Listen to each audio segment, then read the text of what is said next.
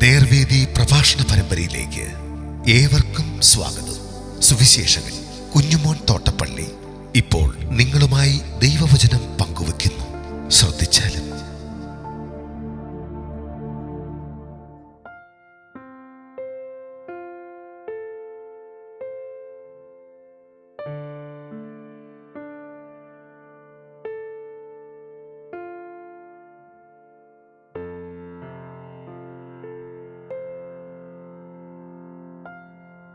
യെഹെസ്കേൽ പ്രവചനം 14-ാം അധ്യായം. ഞാൻ വായിക്കുന്നത് ശ്രദ്ധിച്ചാലും. ഇസ്രായേൽ മൂപ്പന്മാരിൽ ചിലർ എൻ്റെ അടുക്കൽ വന്ന് എൻ്റെ മുമ്പിലിരുന്നു. അപ്പോൾ യഹോവയുടെ അരുളപ്പാട് എനിക്കുണ്ടായത് എന്തെന്നാൽ, മനുഷ്യപുത്ര, ഈ പുരുഷന്മാർ തങ്ങളുടെ വിഗ്രഹങ്ങളെ ഹൃദയത്തിൽ സ്മരിച്ച് തങ്ങളുടെ അകൃത്യഹേതു തങ്ങളുടെ മുമ്പിൽ വച്ചിരിക്കുന്നു. അവർ ചോദിച്ചാൽ ഞാൻ ഉത്തരമരുളുമോ? അതുകൊണ്ട് നീ അവരോട് പറയേണ്ടത്, യഹോവയായ കർത്താവ് ഇപ്രകാരം അരുളി ചെയ്യുന്നു, ഇസ്രായേൽ ഗൃഹത്തിൽ തൻ്റെ വിഗ്രഹങ്ങളെ ഹൃദയത്തിൽ സ്മരിച്ചും തൻ്റെ അകൃത്യഹേതു തൻ്റെ മുമ്പിൽ വച്ചും കൊണ്ട് പ്രവാചകന്റെ അടുക്കൽ വരുന്ന ഏവനോടും യഹോവയായ കർത്താവ് ഇസ്രായേൽ ഗൃഹത്തെ അവരുടെ ഗൃഹത്തിൽ പിടിക്കേണ്ടതിന് അവന്റെ വിഗ്രഹങ്ങളുടെ ബഹുത്വത്തിന് തക്കവണ്ണം ഉത്തരമരുളും.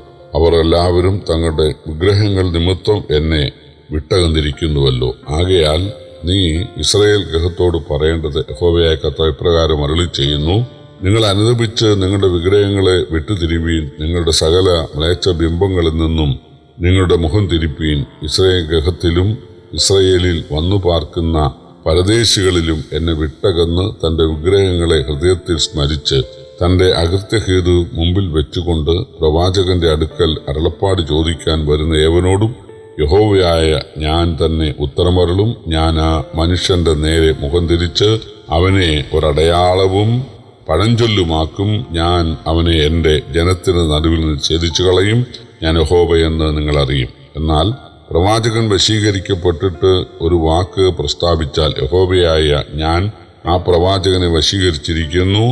ഞാൻ അവന്റെ നേരെ കൈനീട്ടി അവനെ ഇസ്രായേൽ ജനത്തിൽ നിന്ന് സംഹരിച്ചു കളയും. ഇസ്രായേൽ ഗൃഹം ഇനിമേൽ എന്നെ വിട്ട് തെറ്റിപ്പോകുകയും സകലവിധ ലംഘനങ്ങളും കൊണ്ട് അശുദ്ധരായി തീരുകയും ചെയ്യാതെ അവർ എനിക്ക് ജനവും ഞാൻ അവർക്ക് ദൈവവും ആയിരിക്കേണ്ടതിന് അവർ തങ്ങളുടെ അകൃത്യം വഹിക്കും. ചോദിക്കുന്നവന്റെ അകൃത്യവും പ്രവാചകന്റെ അകൃത്യവും ഒരുപോലെ ആയിരിക്കുമെന്ന് യഹോവയായ കർത്താവിന്റെ അരുളപ്പാട്. യഹോവയുടെ അരുളപ്പാട് എനിക്കുണ്ടായത് എന്തെന്നാൽ, മനുഷ്യപുത്ര, ഒരു ദേശം എന്നോട് ദ്രോഹിച്ച് പാപം ചെയ്യുമ്പോൾ ഞാൻ അതിന്റെ നേരെ കൈനീട്ടി അപ്പമെന്ന കോലൊടിച്ച് ക്ഷാമം വരുത്തി മനുഷ്യനെയും മൃഗത്തെയും അതിൽ നിന്ന് ഛേദിച്ചു കളയും. നോഹ, ദാനിയേൽ, ഇയ്യോബ് എന്നീ പുരുഷന്മാർ അതിലുണ്ടായിരുന്നാലും അവർ തങ്ങളുടെ നീതിയാൽ സ്വന്തം ജീവനെ മാത്രമേ രക്ഷിക്കുകയുള്ളൂ എന്ന് യഹോവയായ കർത്താവിന്റെ അരുളപ്പാട്. ഞാൻ ദുഷ്ടമൃഗത്തെ ദേശത്ത് വരുത്തുകയും ആ മൃഗങ്ങളെ പേടിച്ച് ആരും വഴി പോകാതെ വണ്ണം അവ അതിനെ നിർജ്ജനമാക്കിയിട്ട് അത് ശൂന്യമാകുകയും ചെയ്താൽ, ആ 3 പുരുഷന്മാർ അതിൽ ഉണ്ടായിരുന്നാലും എന്നാണേ അവർ പുത്രന്മാരെയോ പുത്രിമാരെയോ രക്ഷിക്കാതെ അവർ മാത്രമേ രക്ഷപ്പെടുകയുള്ളൂ.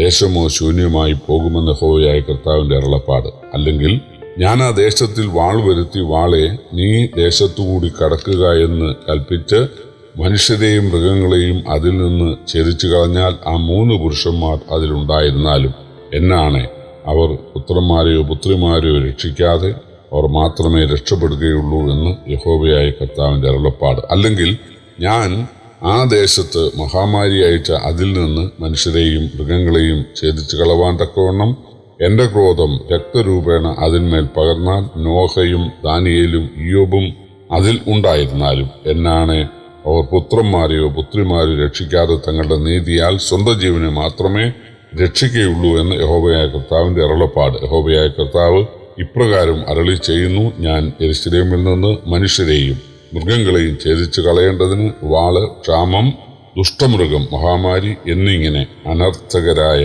ന്യായവിധികൾ 4 കൂടെ അയച്ചാലോ?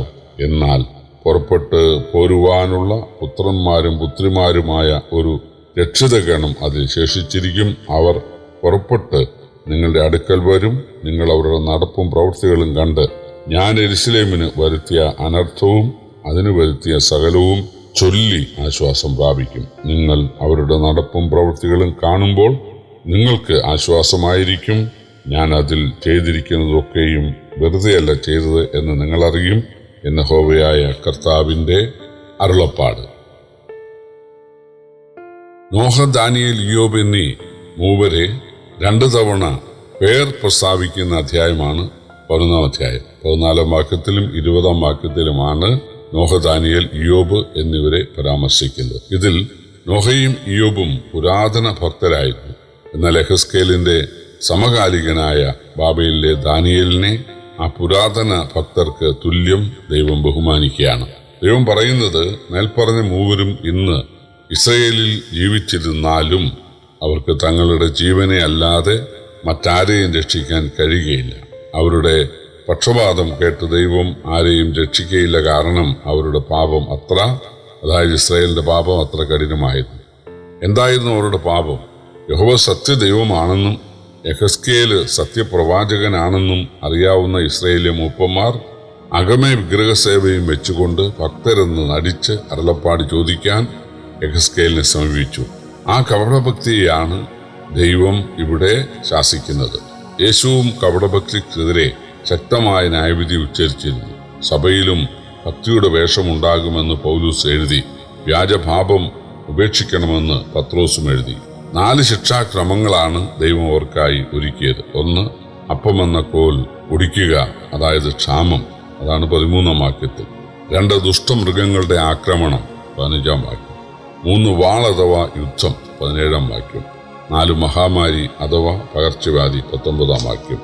ദൈവം നൽകിയ നന്മകൾ മറന്ന് ദൈവഭക്തി വെടിഞ്ഞു ജീവിക്കുന്ന രാജ്യങ്ങളിലും ദേശങ്ങളിലും ദൈവം ഇന്നും ഈ ശിക്ഷാവിധികൾ നടത്തുന്നുണ്ട്. അന്ത്യകാല ലക്ഷണങ്ങളിൽ ക്ഷാമവും പ്രകൃതിക്ഷോഭവും യുദ്ധവുമുണ്ട്. കാട്ടുമൃഗങ്ങളുടെയും ക്ഷുദ്രജീവികളുടെയും ഉപദ്രവത്താലാണ് പല ആധുനിക രോഗങ്ങളും ഉണ്ടാകുന്നത്. സുവിശേഷത്തിലേക്കും യഥാർത്ഥ ഭക്തിയിലേക്കും ജനം വരുവാൻ നമുക്ക് പ്രാർത്ഥിക്കാം.